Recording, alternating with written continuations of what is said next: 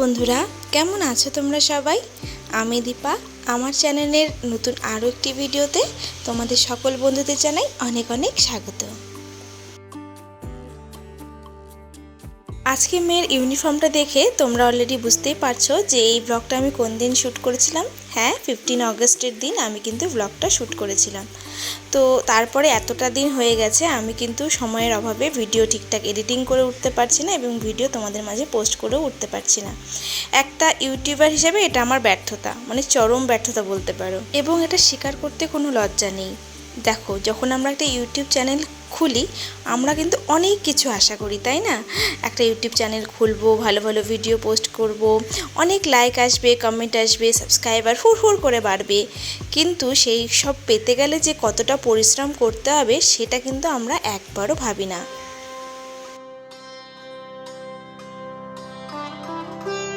যদি আমরা ইউটিউবে গ্রো করতে চাই তাহলে ইউটিউবটাকে কিন্তু ওই ছেলে খেলার মতন ব্যবহার করলে চলবে না। সিরিয়াসলি ব্যাপারটাকে নিতে হবে এবং একরকম প্রফেশনালি এটাতে কাজ করতে হবে বলতে পারো। যেটাতে আমরা ঠিকঠাক প্রফেশনালি কাজ করে উঠতে পারি না বলে কিন্তু আমাদের চ্যানেল গ্রো করতে এতটা সময় লেগে যায়। এই যে আমি এতটা গ্যাপ দিয়ে ফেলছি, ভিডিও ঠিকঠাক দিতে পারছি না। তো তোমার কাজের জায়গায় যদি তুমি এরকম করো, একদিন যাও দুদিন না যাও, তাহলে কি তোমাকে তোমার মানে ওনার রাখবে কাজে? রাখবে না, তাই তো?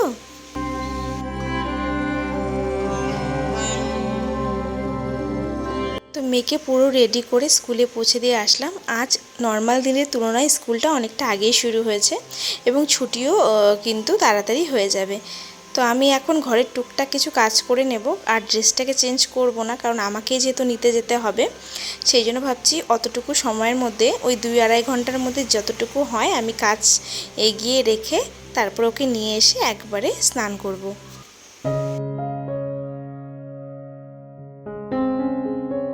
তাহলে ভাবো, যদি আমরা ঠিকঠাক মতন আমার কাজের জায়গায় না পৌঁছাই, সেখানে যখন আমার প্রবলেম হয়, তাহলে ইউটিউবটাও যদি আমরা প্রফেশন হিসাবে দেখি, সেখানে যখন আমি 2 দিন ভিডিও দিচ্ছি, 3 দিনের দিন আমার গ্যাপ, আবার কিছুদিন পর ভিডিও দিচ্ছি, এতে কিন্তু ইউটিউবও কিন্তু আমাদের প্রতি অসন্তুষ্ট হয়। কারণ দেখো, পুরো খেলাটাই ইউটিউবের হাতে। ইউটিউব আমাদের ভিডিওগুলো যত সবার মাঝে ছড়িয়ে দিবে, ততই কিন্তু আমাদের ভিউজ আসার চান্সটা বেশি। তো আমি যদি রেগুলারিটি মেনটেন না করে ভিডিও না দিতে পারি, তখন কিন্তু আমার চ্যানেলটা ডাউনের দিকে যেতে থাকে ধীরে ধীরে, যেটা কিন্তু ইদানিং আমার চ্যানেলের সাথে খুবই হচ্ছে। আমি ভিডিও দেওয়া কন্টিনিউ শুরু করেছিলাম, কিন্তু কিছু কারণবশত আবার ঠিকঠাক টাইমলি আমি ভিডিও দিয়ে উঠতে পারছি না। তো বললাম, এটা আমার ব্যর্থতা। এই জায়গাটাকে আমার মেনটেন করা খুবই দরকার এবং আমি আপ্রাণ চেষ্টা করে চলেছি আমি যেন আমার টাইমটা ঠিকঠাক করে মেনটেন করে আনতে পারি। আসল ব্যাপারটা, আমি মানে সব কাজ গুছিয়ে ঠিকঠাক নিয়েই আসি, কিন্তু এই যে হুটহাট করে বাড়িতে না গেস্ট চলে আসে। দেখো, লোকজন তো আসতেই পারে, তাই না? তখন তো আমি লোকজনের সামনে, যেহেতু আমি ব্লগ বানাতে কমফোর্টেবল নই, তো সেই জন্য আমি তাদের সামনে শ্যুট করতেও পারি না। আর তারপরে যখন গেস্ট বা কিছু বাড়িতে আসে, তখন কাজের প্রেশারটাও প্রচুর থাকে। তো সেই জন্য আমি বলতে পারো ঠিকঠাক টাইম মেনটেন করে উঠতে পারছিলাম না। তো আশা করি এরপর থেকে আমি টাইম মতন ভিডিওগুলো দিতে পারবো, মানে একদিন ছাড়া ছাড়া আমি যেইভাবে ভিডিও দিতাম সেইভাবেই দিতে পারবো। আর এদিকে দেখো, মেয়ে স্কুল থেকে এসে ওর খিদে পেয়ে যাবে আমি জানি, যেহেতু আজকে কোনো টিফিন নিয়ে যায়নি। স্কুলে কি দেবে না দেবে সে তো পরের ব্যাপার। যাই হোক, সেই জন্য প্রথমে আমি আগে ভাত ডাল বসিয়ে দিয়েছি, মানে ভাত ডাল হয়ে গেলে আর আলু সেদ্ধ দিয়ে দিয়েছি, তাহলে ও স্কুল থেকে আসলে প্রথমে একটু ভাত খাইয়ে দিতে পারবো। আর একটা জিনিস জানো তো, বাচ্চার পেট যখন ভরা থাকে তখন কিন্তু আমাদের মায়েদের মনও শান্ত থাকে, তাই কি না? আমার তো এটা খুবই ফিল হয়, যখন আমার মেয়ে পেট ভরে ভাত খেয়ে নেয় তখন আমি একদম মানে নিশ্চিন্ত ফিল করি, আমার পেটে হাজারো খিদা থাক। আশা করি তোমাদের সব মায়েদেরই এরকমটাই ফিল হয়।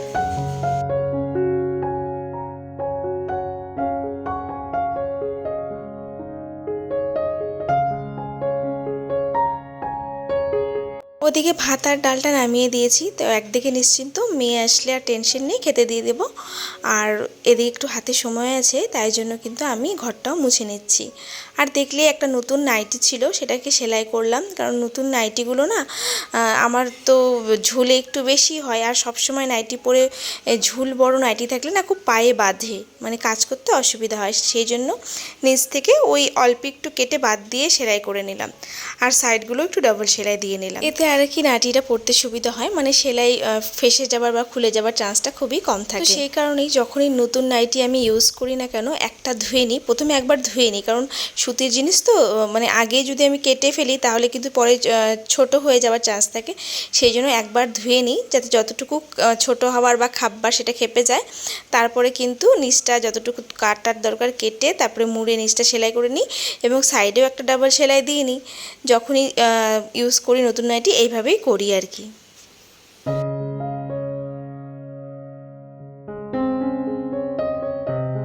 বর্তমানে কিন্তু আমাদের রাজ্যের পরিস্থিতি খুব একটা ভালো নেই। পুরো দেশবাসী, পুরো রাজ্যবাসীর মন এখন উথাল পাথাল। বিশেষ করে আমাদের মেয়েদের মন তো আরোই বেশি মানে আকুল ব্যাকুল হয়ে উঠছে। যারা যারা এই মানে মিছিল এ যাচ্ছ, যোগদান করছো, তাদের ব্যাপারটা অন্যরকম। এবং যারা যেতে পারছো না, ইচ্ছে থাকলেও মেয়েরা যে রাতের দখল নিচ্ছে সেখানে পার্টিসিপেট করতে পারছো না, মনে শত ইচ্ছা থাকা সত্ত্বেও, তাদের ব্যাপারটা কিন্তু আরোই অন্যরকম। এই রাতের দখল মিছিলে যারা যোগদান করছো তাদেরকে তো সত্যি অসংখ্য অসংখ্য ধন্যবাদ, এইভাবে এগিয়ে যাওয়ার জন্য, এইভাবে প্রোটেস্ট করার জন্য। এবং আমার মতন অনেকেই আছো যে আমিও যেহেতু যেতে পারছি না, মনে অনেক ইচ্ছে, কিন্তু কিছু করার নেই। ওই যে আমরা নারীরা এক জায়গায় কিন্তু সবাই পরাধীন, স্বাধীন দেশে থেকেও পরাধীন। তো যাই হোক, সেখানে ইচ্ছা থাকা সত্ত্বেও কিন্তু আমিও যেতে পারিনি। তো আমার মতন কারা কারা আছো যে ইচ্ছে থাকা সত্ত্বেও যেতে পারোনি? তো এদিকে দেখো, ঘর মোছা হতে হতেই আমার একটা পার্সেল ছিল ফ্লিপকার্ট থেকে, সেটাও চলে এসেছে। তো ভাগ্যিস চলে এসেছে, আমি এখন মেয়েকে নিতে স্কুলে চলে যাব। তো তার আগেই যখন চলে এসেছে ভালোই হলো। তো এটা আমি একটা অনলাইন থেকে না একটা স্কার্ট অর্ডার করেছিলাম ফ্লিপকার্ট থেকে। তো আমি একজনকে পরতে দেখেছিলাম, এক ব্লগারকে, তো সেখান থেকেই অর্ডার করা। কিন্তু এটা মিশোতেও পাওয়া যাচ্ছিলো, মিশোতে না প্রাইসটা আরও কম ছিল। কিন্তু আমি না মিশো থেকে নেওয়ার সাহস পেলাম না, কারণ যাকে আমি পড়তে দেখেছিলাম সে ফ্লিপকার্ট থেকেই নিয়েছে, সেই জন্য আমিও ফ্লিপকার্ট থেকে অর্ডার দিলাম। কিন্তু মিশোতে না আরও কমে পাওয়া যাচ্ছিলো। জিনিসটা ঠিকঠাক ছিল, খুব ভালো বলবো না, কিন্তু প্রাইস অনুযায়ী ঠিক ছিল। কিন্তু আরেকটু কমে পাওয়া যেত। এটা 336 টাকা আমি নিয়েছি, এখন হয়তো একটু কম দেখাচ্ছে, কিন্তু মিশোতে ওই 200 কত টাকার মতন ছিল। তো যাই হোক, খারাপ না, পরলে কিন্তু বেশ ভালোই লাগে। শুধু একটু শর্ট টপ দিয়ে সেটাকে পরতে হবে।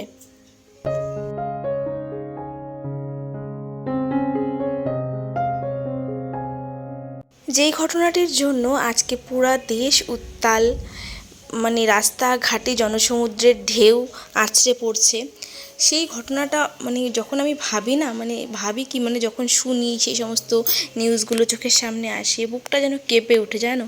নিজেও তো একটা মেয়ে সন্তানের মা, নিজের থেকে বেশি এখন মেয়েটার জন্য চিন্তা হয়। আমি ভাবি যে ঠিক আছে, আমার জীবনের অনেকটা বছর আমি পেরিয়ে আসছি, আমার সাথে বা কী বা হতে পারে, কিন্তু কী বা হতে পারে না, এখন সবার সাথেই সব কিছু হয়। তবুও মা তো, মেয়ের জন্যই চিন্তাটা বেশি হয়। এত শখ করে লেখাপড়া করাচ্ছি, সব মা বাবারই তো চিন্তা মানে ইচ্ছা থাকে, তাই না? মেয়ে বাইরে যাবে, ভালো করে পড়াশোনা করবে, বড় একটা মানুষ হবে, সবাই তাকে চিনবে। তার জন্য কিন্তু প্রচুর পড়াশোনার দরকার, এবং তার জন্য হয়তো মানে ভিন রাজ্যে, ভিন দেশে যেতে হতেই পারে। কিন্তু এখন ভাবি যে কি করে পাঠাবো, বুকে কতটা সাহস দরকার এখন, মানে যে পরিস্থিতি, একজন মা বাবার যে বুকে কতটা পাথর রেখে এবং কতটা সাহস রেখে তার বাচ্চাকে বাইরে পাঠাতে হবে, সেটা ভাবছি। আর নিজের মেয়ের জন্য বুকটা যেন কেমন করে উঠছে। জানি না কবে সমাজ শুধরাবে, আর কবেই বা আমরা সভ্য মানুষ হয়ে উঠতে পারবো।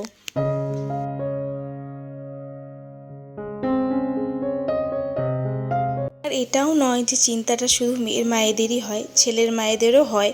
তারাও তাদের বুকে পাথর রেখে তাদের সন্তানকে বাইরে পড়তে পাঠায়। ছেলেদের সাথেও তো কত কী ঘটনা ঘটে। এই সামান্য কিছুদিন আগে ঘটে যাওয়া যাদবপুরের সেই ঘটনা এখনও ভোলা যায় না। ছেলেটির মুখটি কিন্তু মুখে ভাসে। তো কে জানো তো, মানে আসলে আমরা মানুষ নই, আমরা কি বলবো, পিশাচের থেকেও মানে মানে তার থেকেও যদি নিম্নতর কিছু হয়ে থাকে, মানে সেই প্রকৃতিরই কিছু। মানে মানুষ যে মানুষ খুন করতে পারে, এবং তাও এত নৃশংসভাবে, মানে সেটা ভাবাও যায় না।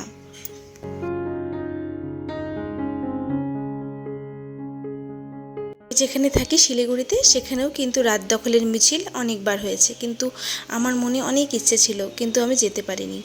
এবং আমি যে যাওয়ার ইচ্ছাটা রাখি সেটা পর্যন্ত আমি বাড়িতে জানাতে পারিনি।